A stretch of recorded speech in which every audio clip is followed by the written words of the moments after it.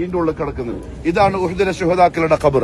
നമുക്കിവിടെ ചെയ്യാനുള്ള ഏക ജോലി എന്തേ ഉള്ളൂ?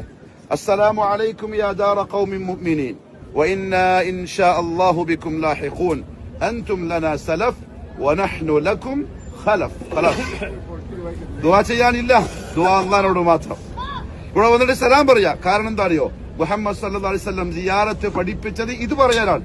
എഴുതി വെച്ചിട്ടുണ്ട്.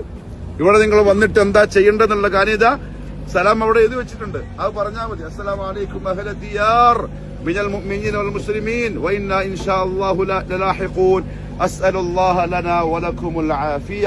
ഖലാസ്. ഇത് പറയാ. ഇവിടെ 3 ആൾക്കാരുണ്ടെന്ന് പറയട്ടെ.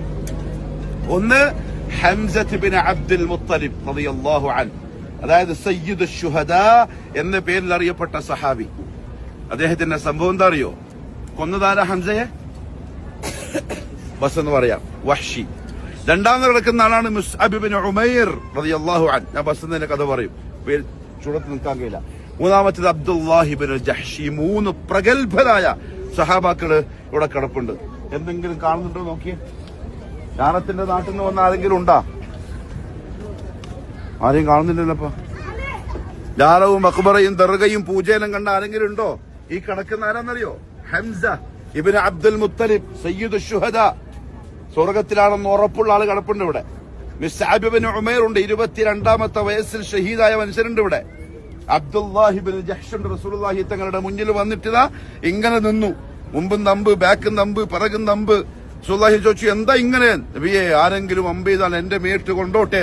എന്റെ കണ്ണങ്ങക്ക് കണ്ണിന് പകരം, എന്റെ നെറ്റി അങ്ങയുടെ നെറ്റിന് പകരം, എന്റെ നെഞ്ച് അങ്ങയുടെ നെഞ്ചിന് പകരം, എന്റെ ശരീരം അങ്ങയുടെ ശരീരത്തിന് പകരം എന്ന് പറഞ്ഞ് ഷഹീദായ സഹാബാക്കൾ ഇതിനുള്ളിലുണ്ട്.